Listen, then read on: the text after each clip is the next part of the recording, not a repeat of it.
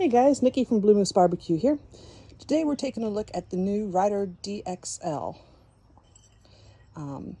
This is a pellet grill, and to be honest, I'm really excited at looking at this and trying it out. We've had a Pit Boss 820 for a little over a year, and while she's done a good job, I've seen a lot on this smoker, so it'll be interesting to take a look at it. So to give a little walkthrough real quick, we've got our hopper over here. You can set the temperature for smoking. There is a meat probe that goes with it that plugs in down here. There's space for two. It comes with one. You can set temps according to time or temperature. It also has the ability to do searing or grilling, and that's what these temperatures here are for. If I open this up, there's our hopper. It does have a place for me to stick my bucket underneath to make emptying the hopper really easy. You put the bucket under there and then pull this out and it will actually empty the hopper for you. So that's a cool feature. I like the fact that this has two caster wheels plus the two wagon wheels, so it makes it really easy to move. That's our ash pan on the bottom there. There's the ability to set it to sear and smoke. And let's take a look at the inside. This also has two chimneys to keep the smoke distributed evenly throughout. If we take a look at this, now this is the deluxe model, so this has a lot more cooking space in it than some of the other ones. This actually has two cooking racks above that are porcelain coated racks, and then the main cooking racks are cast iron. Okay, let me put this down. It comes with a lifting tool to help lift up cast iron grate. Easy to remove. Okay. Helps if you've got a little more muscles than I do. There we go. That is the smoke/sear baffle.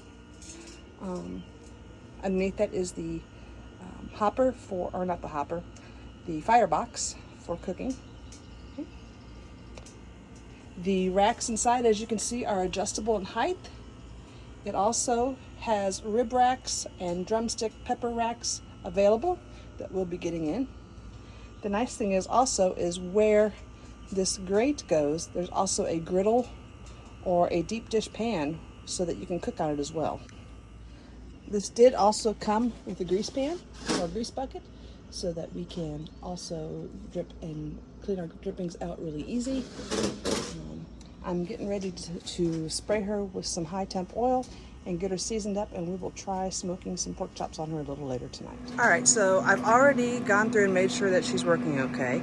I'm now doing what's called priming. So what I've done is I've put pellets in the hopper. I've got it set to low. You can see that it's preheating. In about 2 minutes or so, I should hear the auger running and then see pellets start to move through here. So this is what the heating plate and damper looks like set on smoke. And this is what it looks like for sear. And so I can actually, I think I hear the auger starting to move.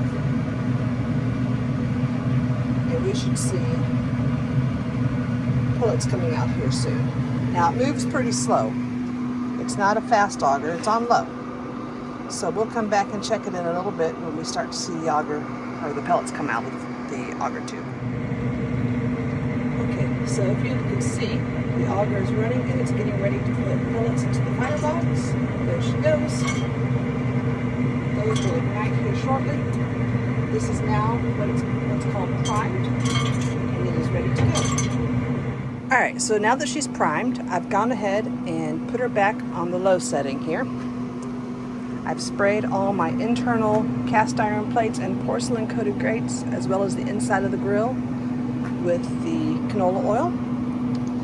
And I'm going to now close the outside and just rub vegetable oil over the exterior. I've just got it on a paper towel here, less mess. Gonna rub it over the exterior and then let her season. Once she gets up to temperature, it will change from pre to whatever the temperature is.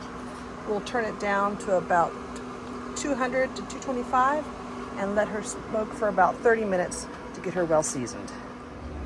All right, I've got her all wiped down with vegetable oil. I've plugged my pit probe in so I can see the temperatures. It's still preheating, but it's 186 internal. I've got it set to 225 for the initial burn off.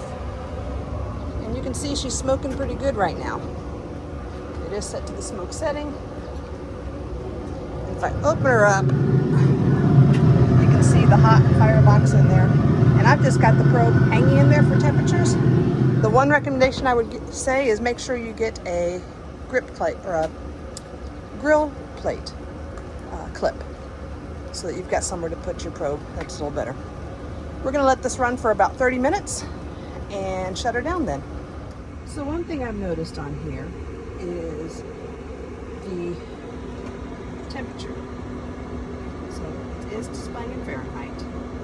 But if you notice the three little lines there at the bottom,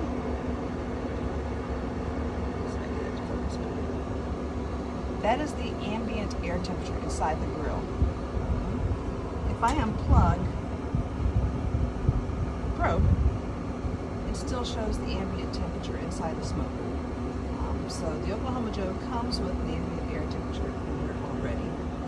There is also a probe port, which I didn't notice, which is why my probe is hanging out this way, but it's okay. It's not closed on there very tight.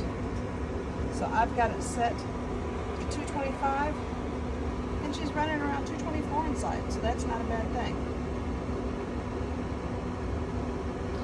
I've got a couple minutes left of burn off, and then I'm going to turn it to shutdown and let it clear out that auger. There have been some issues that people have had with getting auger jams. According to Oklahoma Joe, the main problem for that is because either A, they're using damp pellets, B, there's a lot of pellet dust in there, or C, they did not let their auger pipe clear out once they shut it down. So we're going to make sure that she runs for about 5 minutes or so to clear out that auger, and then she'll be good to go. All right, she is still cooling down, but I have taken a clean paper towel and wiped off the excess oil. So she's got a nice shine to her. You can see she's still cooling. It's been running for about 7 minutes. I just want to make sure all those pellets are cleared out. I don't hear any more dropping into the burn box or firebox. I'm going to let it run just a little bit longer. If I open it up inside, you may not be able to see it on here, but things have a nice coating. Inside there looks pretty good. I may wipe down that lid a little bit. The grates have turned a little darker gray, which doesn't show up really well on the video, but they look like they are ready to go. Tonight we will throw some pork chops on and see how they come out. Alright, so our shutdown process took about 15 minutes. It just switched to off when it was done. So now that I know that it's cooled down, I can come over here, press the power button, and she's all set to go. We will be getting a cover for it just to make sure that she stays nice and neat. And she does come with 2 drip buckets. I only had 1 on there, but she does come with 2. So far I'm pretty pleased with this.